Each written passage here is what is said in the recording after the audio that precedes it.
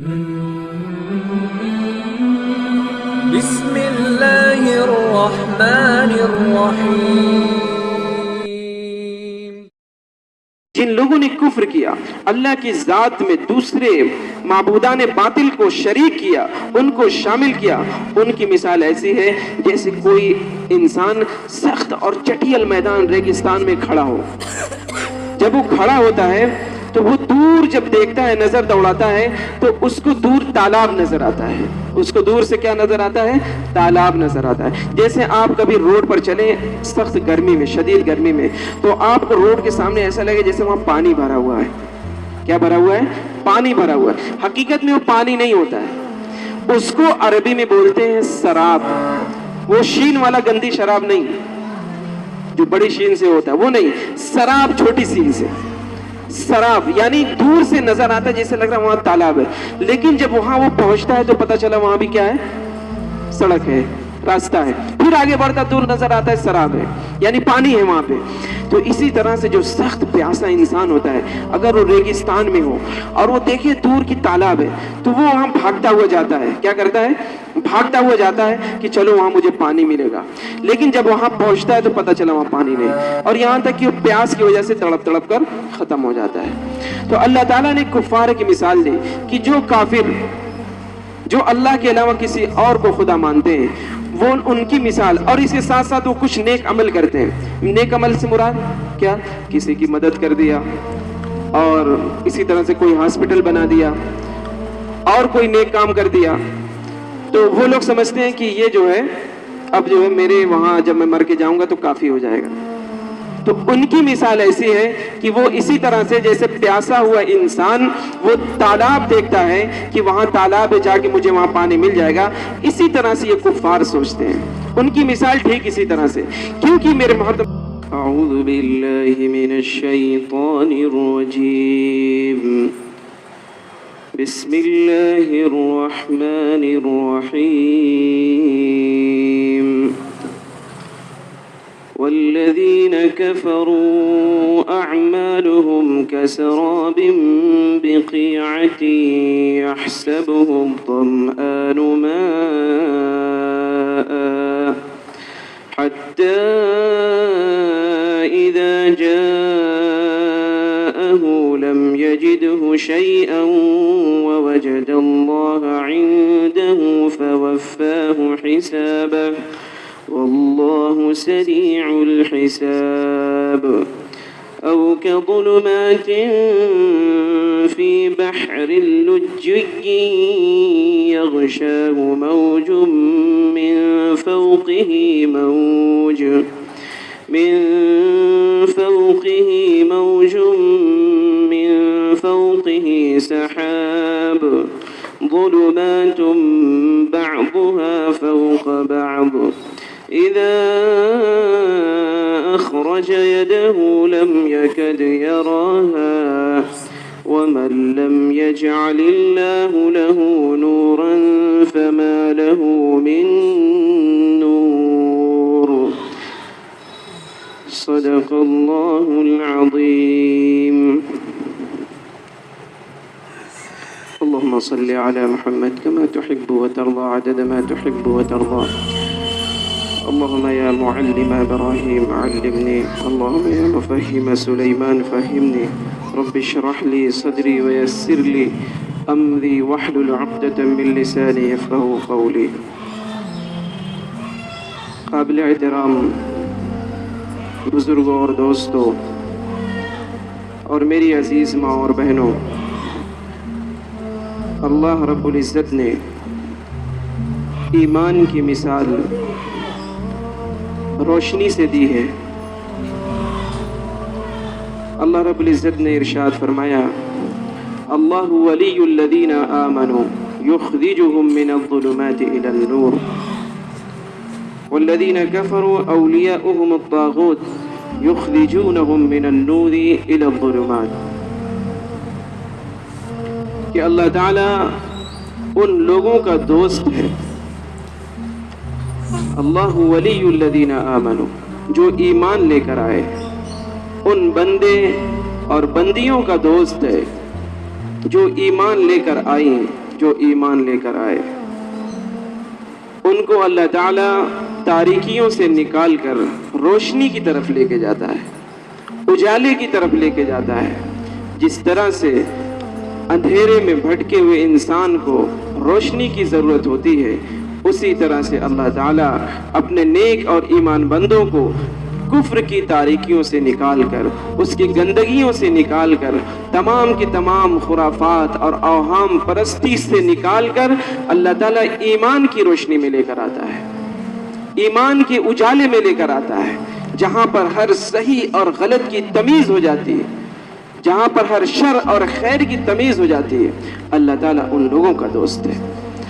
और जिन्होंने कुफ्र किया, जो कुफ्र की दलदलों में हैं, कुफ्र की खाइयों में हैं, अपनी जिंदगियों को कुफ्र की वजह से गंदा कर लिया है, वो कौन है? वो शैतान के दोस्त हैं। और उनके बारे में अल्लाह पाक ने आगे इरशाद फरमाया, युखरिजूनहुम मिनन नूरी इला ज़ुलुमात। वो शैतान उनको क्या करता है?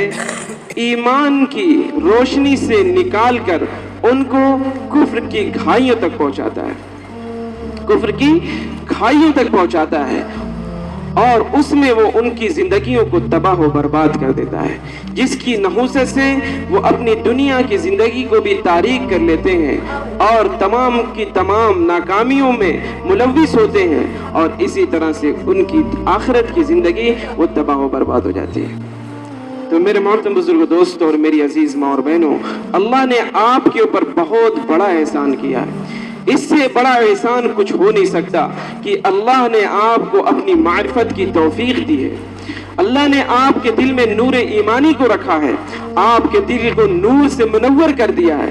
ये ईमान का दिल में आना, ये ईमान ये पूरी जिंदगी को, इंसान की जिंदगी को मुनव्वर कर देता है। हदीस शरीफ में आता है, इससे बढ़कर कोई दौलत नहीं हो सकती, ईमान से बढ़कर कोई इन दुनिया में दौलत नहीं हो सकती। अल्लाह ने वो आपको अता फरमाया, जिसके जरिए से आपकी पूरी की पूरी जिंदगी क्या है? वो रोशन है, वो मुनव्वर है। आपको ईमान के जरिए से ये बात पता चली कि दुनिया में कोई इबादत के लायक नहीं, कोई परस्तिश के लायक नहीं।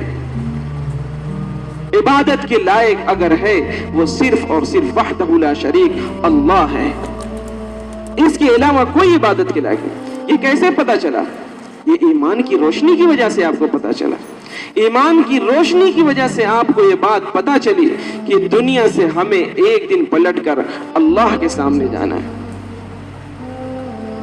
ये रोशनी की वजह से आपके दिल में ये बात पैदा हुई और अल्लाह ने ये मारिफत आपको दी कि आपको एक दिन मरकर अल्लाह के सामने हाजिर होना है।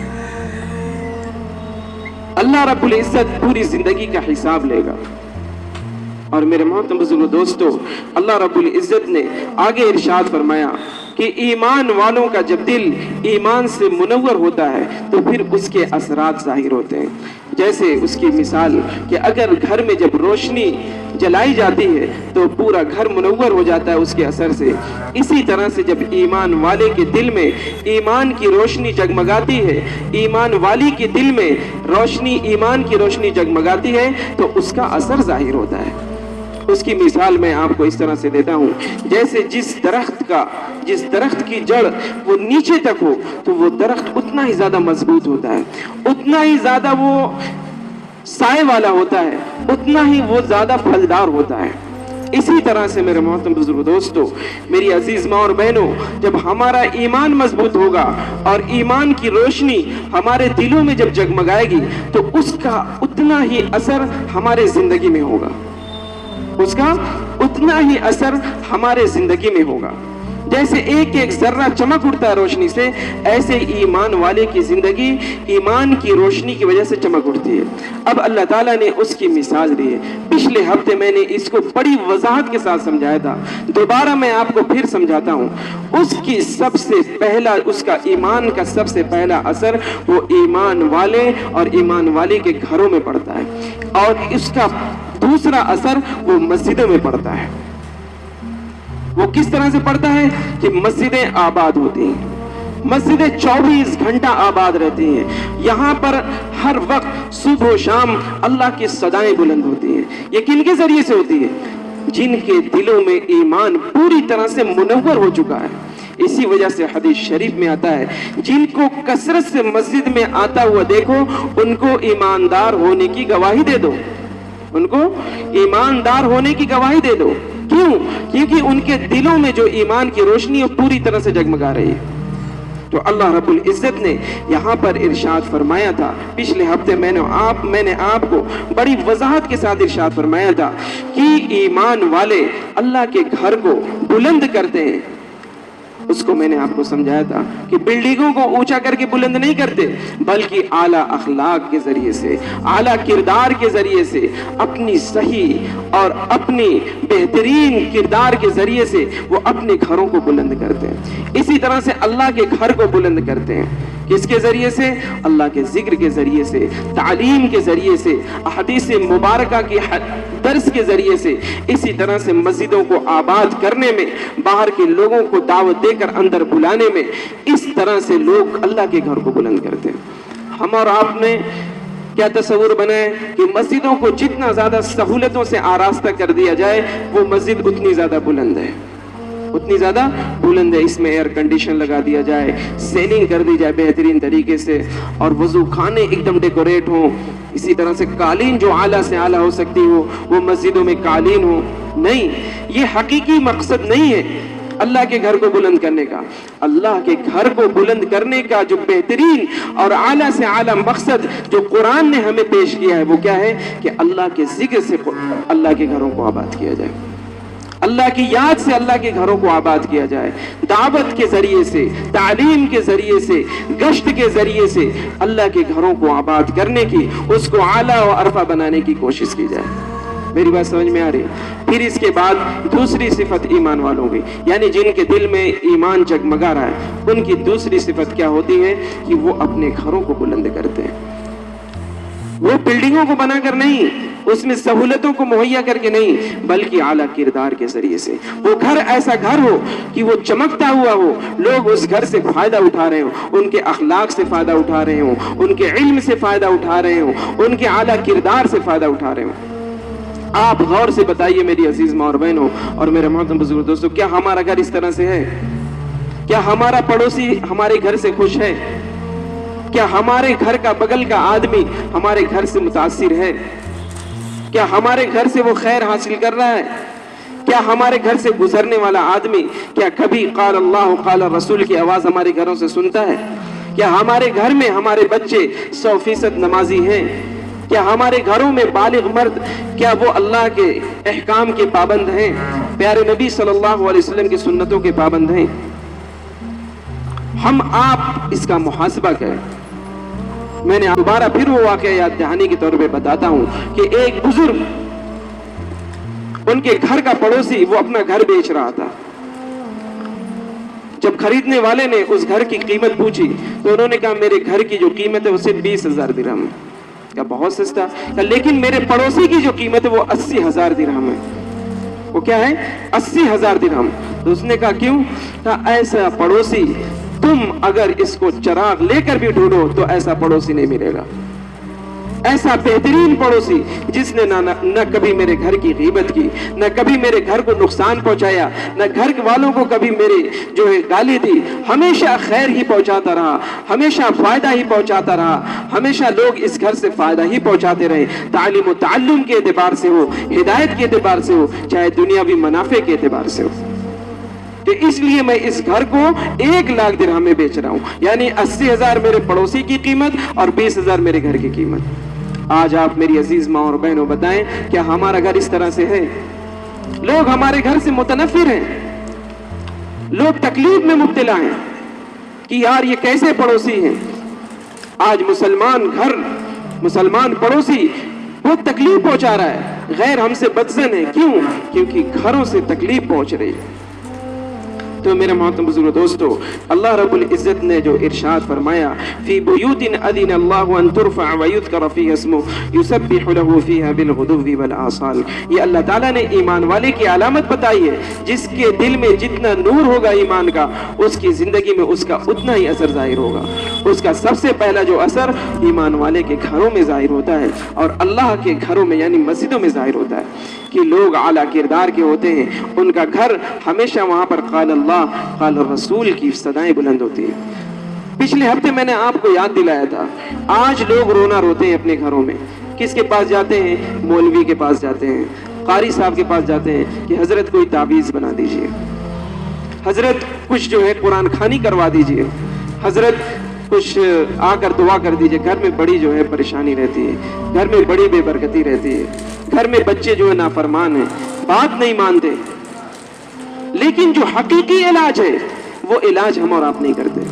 آپ بتائیے, کیا تعویذ کے ذریعے سے, کیا قرآن خوانی کے ذریعے سے, کیا کچھ دعا کے ذریعے سے گھر کی برکتیں جو ہے وہ واپس چلی آئیں گی؟ اور گھر میں صبح و شام اللہ کی نافرمانیاں کی جا رہی ہوں, ماں سے لے کے بیٹے تک, بچی تک, ہر ایک نافرمان ہو, ہر ایک اللہ کے احکام کو توڑ رہا ہو, نہ کبھی وہاں پر تلاوت ہوتی ہو, نہ کبھی ذکر و اذکار ہوتا ہو, نہ کبھی تعلیم و تعلم ہوتا ہو, پھر بتائیے اس گھر میں برکت کیسے آئے گی؟ جو علاج بتائے تھے اللہ کے حبیب صلی اللہ علیہ وسلم نے, وہ اس علاج سے ہم کوسوں دور ہو گئے. اس کے بعد جاتے ہیں ہم اپنا علاج کروانے کے لیے, یہ کر دیجئے, وہ کر دیجئے. کبھی نہیں ہوگا, قیامت کی صبح تک آپ لکھ لیجئے, کبھی نہیں, وہ بے برکتی کبھی دور نہیں ہوگی قیامت کی صبح تک, جب تک آپ حقیقی علاج نہیں کروائیں گے. مثال کے طور پر میں بتاتا ہوں, گھٹنے میں ہمارے اس میں درد ہے, ہم علاج اس گھٹنے کا کروائیں تو کیا کبھی شفا ملے گی؟ آپ صحیح علاج کروائیے, جو علاج اللہ کے حبیب صلی اللہ علیہ وسلم نے بتایا ہے, پھر آپ مجھ سے ملیے گا. پچھلے ہفتے بھی میں نے یہی بات کہا تھا. ہاں الا یہ کہ تمام طرح کی پابندیوں کے بعد, تمام طرح کے احکامات کی رعایت کے بعد اگر کچھ اس طرح کا معاملہ ہو تو پھر ہاں شریعت نے ہمیں اجازت دی ہے کہ آپ پھر اس کا علاج کروائیے. لیکن آپ احکامات سے دور, قرآن کی تلاوت مہینوں تک نہیں ہو رہی, گرد و غبار پڑھ رہے ہیں قرآن پہ, کبھی اپنے بچوں کو دین نہیں سکھاتے, کبھی ہم اپنے بچوں کو اللہ کے راستے میں نہیں بھیجتے کہ تاکہ وہ دین سیکھ کر آئے. اس کے بعد رونا روتے ہیں کہ ارے بڑی جو ہے مصیبت ہے, بڑی پریشانی ہے, کیا کریں, کہاں بھاگیں, کہاں جائیں, عقل کام نہیں کرتی. بھائی آپ آؤ تو صحیح جگہ, جہاں پر علاج آپ کا صحیح ہونا ہوتا ہے وہاں پر تو آپ آئیے, تب پھر آپ کہیے کہ ہاں مصیبت ہے, کہ پریشانی ہے, کہ جو ہے ہمارا مسئلہ حل ہو رہا ہے.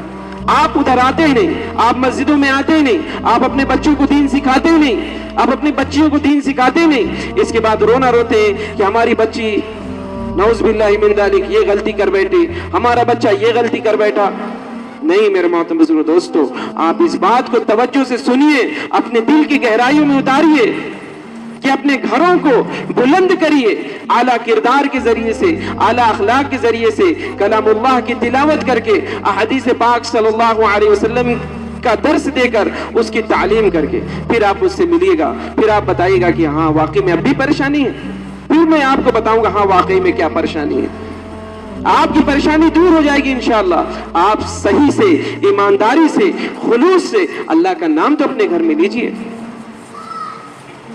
کیسا جو ہے عمل ہم اپنے گھروں میں کرتے ہیں, تو جس دن سے انشاءاللہ میں آپ سے گارنٹی کے ساتھ کہتا ہوں, آپ نے صحیح رخ پر اپنے گھر کو لے جانے کی کوشش کی, پھر آپ مجھ سے ملیے گا. اللہ تعالیٰ اسی دن سے رحمتیں اور برکتیں نازل کریں گے. حدیث شریف میں آتا ہے, میں اپنی طرف سے نہیں کہہ رہا ہوں, اللہ کے حبیب صلی اللہ علیہ وسلم نے ارشاد فرمایا کہ جس گھر میں اللہ کا ذکر ہوتا ہے, کلمہ پڑھا جاتا ہے, نمازیں پڑھی جاتی ہیں, تلاوت کی جاتی ہیں, اللہ تعالیٰ فرشتوں کے نزدیک وہ گھر ایسا چمکتا ہے جیسے زمین والوں کی نظر میں ستارے چمکتے ہیں. اس طرح سے وہ گھر چمکتا ہے. تو آپ بتائیے اس گھر میں کبھی پریشانی ہوگی؟ اللہ تعالیٰ ہمیں اور آپ کو عمل کی توفیق عطا فرمائے.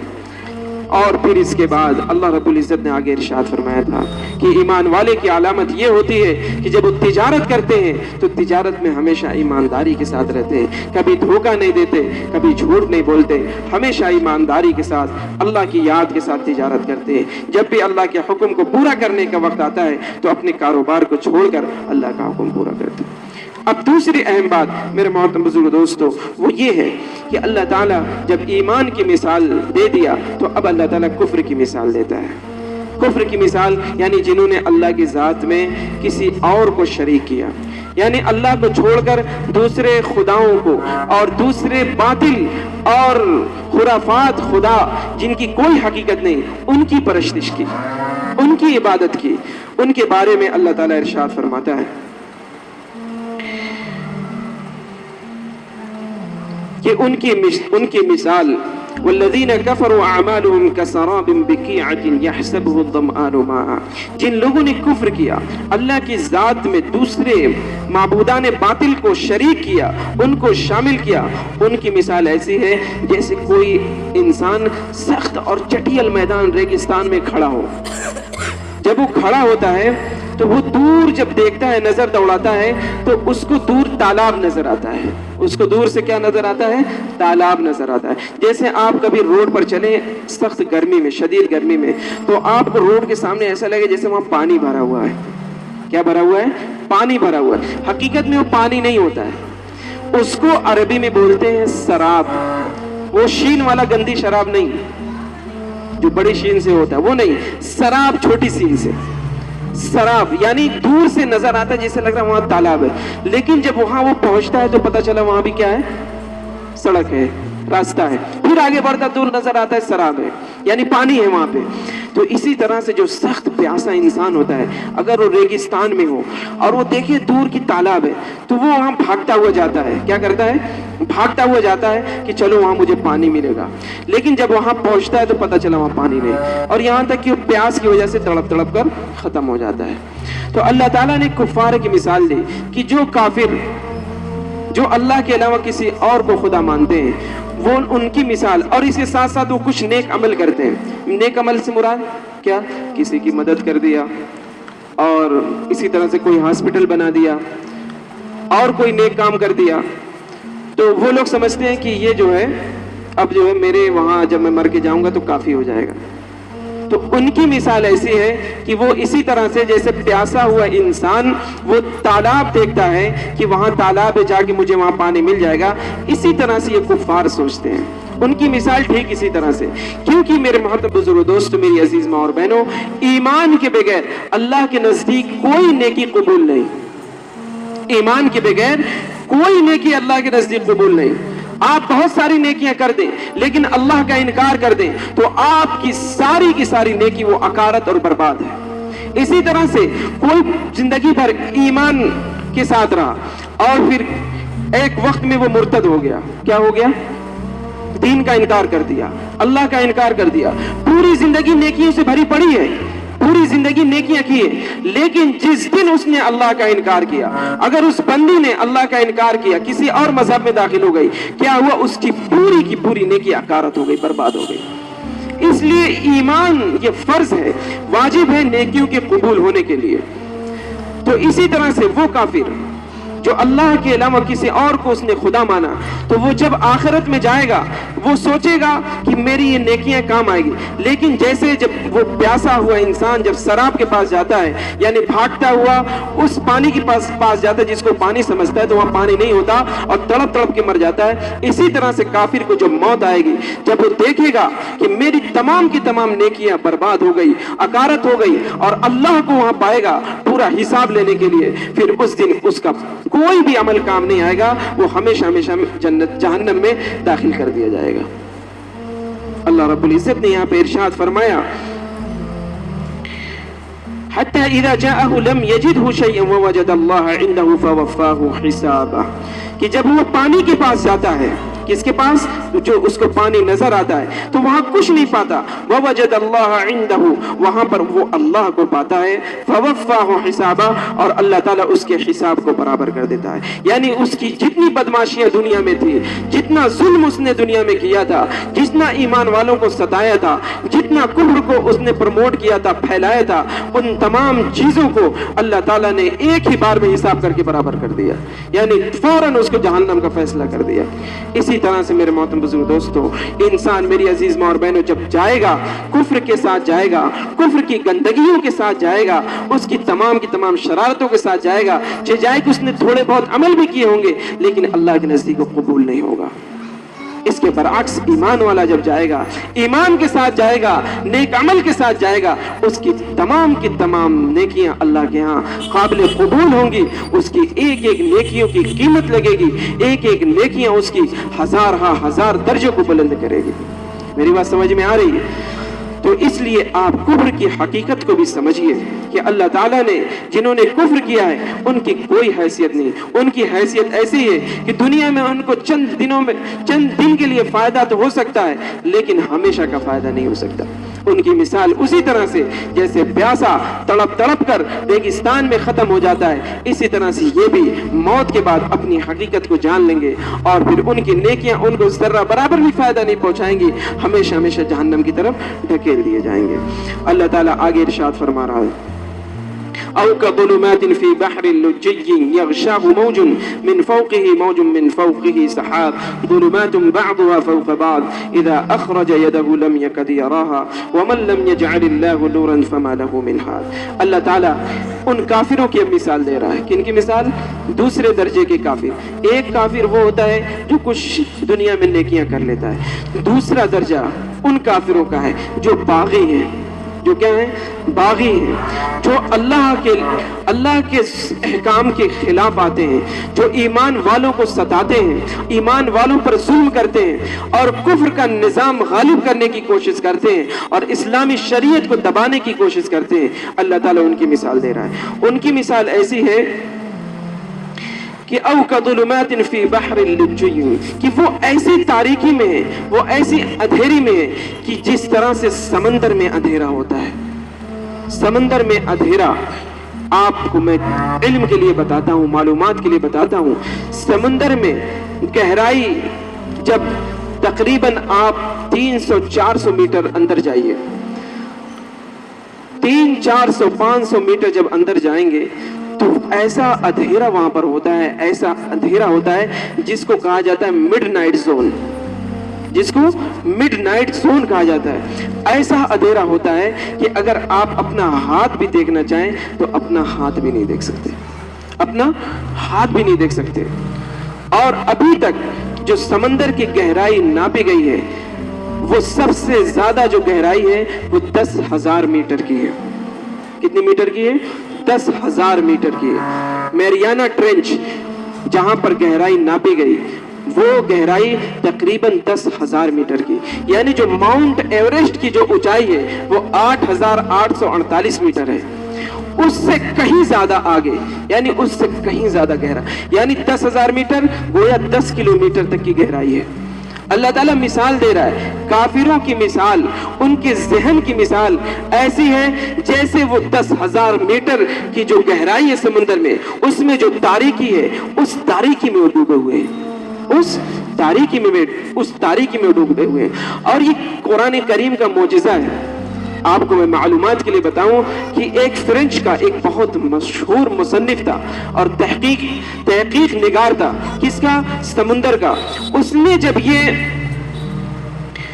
پڑھا، قرآن کی یہ آیت پڑھی کہ اللہ تعالیٰ یہاں پر قرآن میں سمندر کی گہرائی کے بارے میں بتا رہا ہے، اور اس نے جب یہ حقیقت دیکھا، کیونکہ اس زمانے میں یعنی 1400 سال پہلے جب قرآن اتر رہا تھا تو اس وقت لوگ صرف سمندر کے اوپر کیا کرتے تھے؟ سفر کرتے تھے، کوئی نیچے نہیں اترا ہوا تھا، کیونکہ اس طرح کی مشینری نہیں تھی، اس طرح کے اکوپمنٹ نہیں تھے کہ سمندر کی گہرائیوں کو ناپ سکے۔ تو اس فرینچ نے یعنی فرانس کا جو مصنف تھا اس نے تحقیق کیا، اس نے سب سے پہلے یہ پتہ لگانے کی کوشش کی کہ کیا اللہ کے نبی صلی اللہ علیہ وسلم نے کبھی سمندر کا سفر کیا ہے کہ نہیں کیا۔ تو اس نے جب تحقیق کیا تو یہ سیرت میں بات ملی کہ اللہ کے نبی صلی اللہ علیہ وسلم نے کبھی سمندر کا سفر نہیں کیا، کبھی سمندر کا سفر کبھی نہیں کیا، اس نے فوراً جو اسلام قبول کر لیا کہ جس نبی نے کبھی سمندر کا سفر نہیں کیا ہے اس کے باوجود سمندر کی گہرائیوں کے بارے میں قرآن بتا رہا ہے، اور ایسی گہرائیاں ابھی جو 100-150 سال پہلے جس کی تحقیق ہوئی ہے، ایسی گہرائی یہ جو میں نے آپ لوگوں کو بتایا کہ تقریباً 500-600 میٹر کے نیچے پھر کوئی سورج کی روشنی نہیں ملتی، کوئی جو ہے کرن نہیں پہنچتی، وہ ابھی 100-150 سال پہلے کی تحقیق ہے۔ اور قرآن کب بتا رہا ہے؟ قرآن کب بتا رہا ہے؟ یہ 1400 سال پہلے بتا رہا ہے۔ وہ فوراً اسلام میں داخل ہو گیا کہ یہ اللہ کے کلام کے علاوہ کوئی کلام نہیں ہو سکتا۔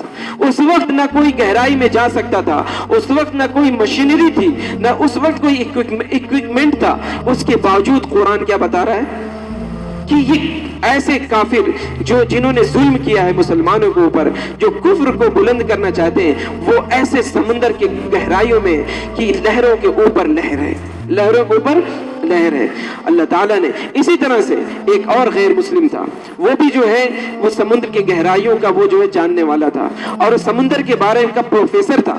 اس کے سامنے بھی جب یہ تفسیر پیش کی گئی، قرآن کی یہ آیت پیش کی گئی، تو اس نے بھی فوراً تسلیم کر لیا کہ اللہ کا کلام ہے، کہ 1400 سال پہلے جب کچھ کوئی نہیں جانتا تھا سمندر کے بارے میں، اس وقت قرآن یہ بتا رہا ہے جو آج تقریباً 100 سال پہلے تمام کی تمام باتیں معلوم ہوئی، تمام کی تمام باتیں 100 سال پہلے۔ یہ کیسے معلوم ہوئی؟ جب ٹائٹینک ڈوبا، وہ تقریباً 10,000 فٹ نیچے ہے۔ کتنے فٹ نیچے؟ تقریباً 10-12,000 فٹ نیچے ڈوبا ہوا ہے، وہ سمندر کے تہہ میں ہے۔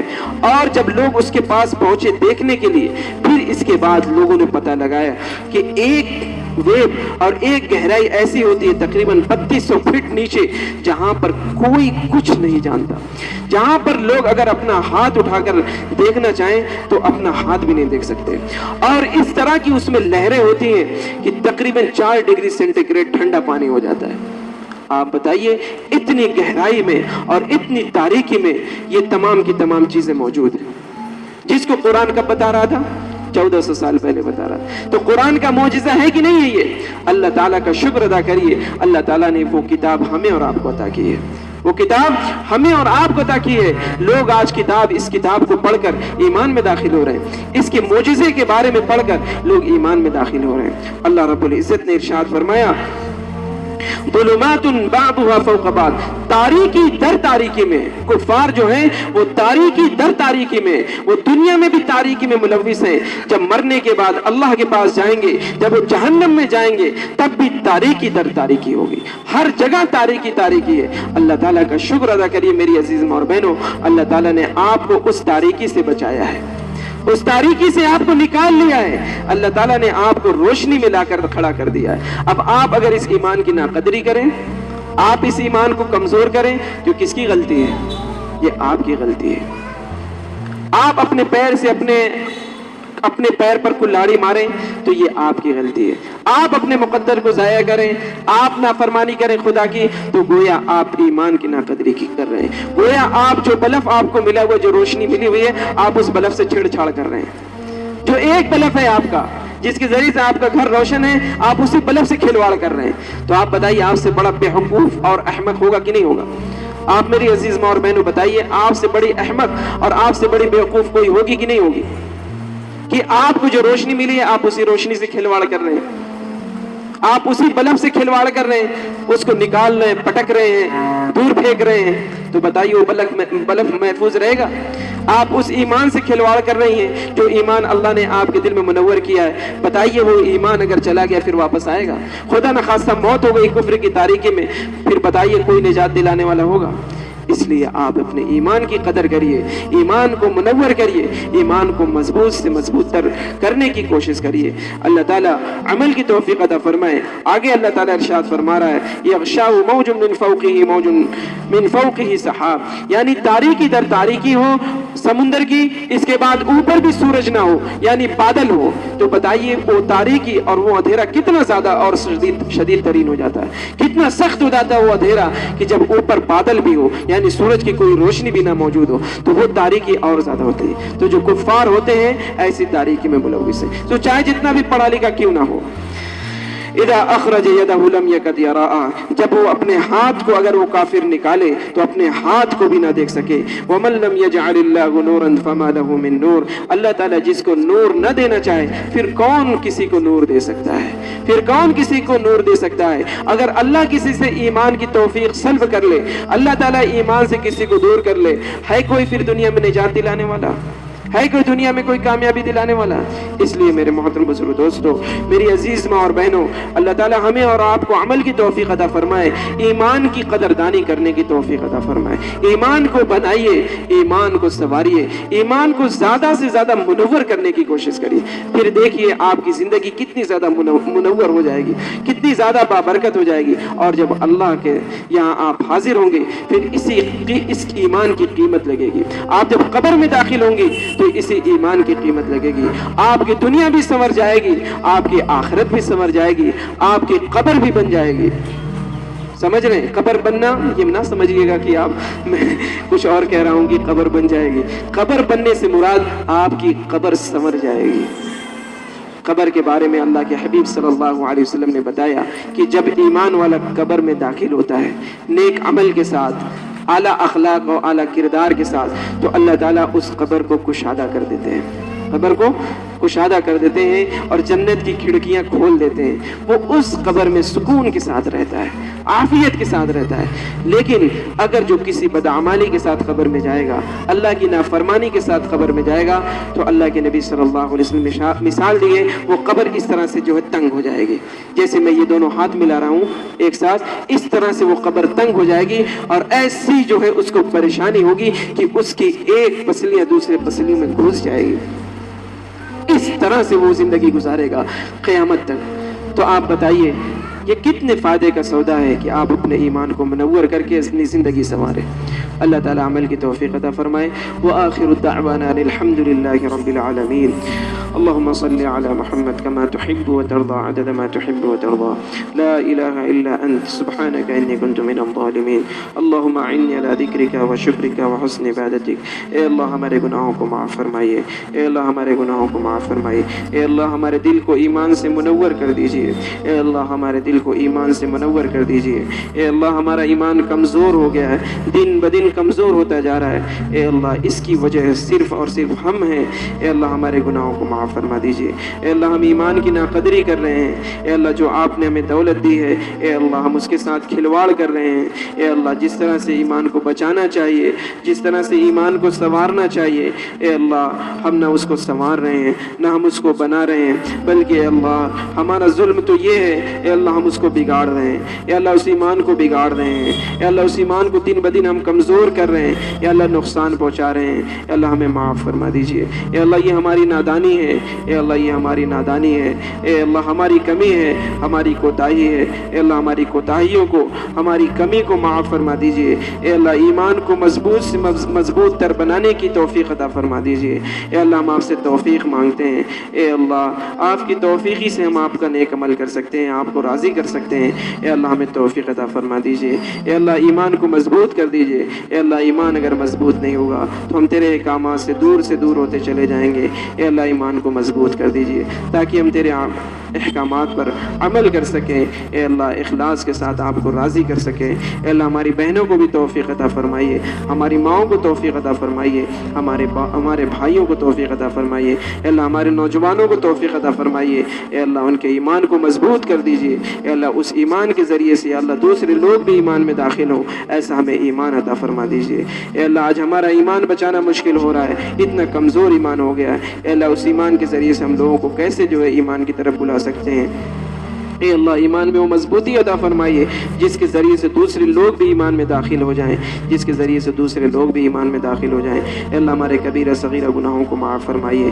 جو مانگا ہے اللہ اس کو بھی قبول فرمائیے، جو مانگنے سے رہ گیا اللہ اس کو بھی قبول فرمائیے. اے اللہ ہمارے نیک ارادوں کو قبول فرمائیے. جو پریشانیاں ہم میں ہیں اے اللہ ان پریشانیوں کو دور فرما دیجیے. اللہ ان پریشانیوں کو دور فرما دیجیے. اے اللہ جو کہا سنا گیا اللہ اس پر عمل کرنے کی توفیق عطا فرما دیجیے. جو غلطی ہوئی ہو میرے مولا کلام کو سمجھانے میں، تیری کتاب کو سمجھانے میں، اے اللہ اس کو معاف فرمائیے. Subscribe now and press the bell icon. Never miss an update.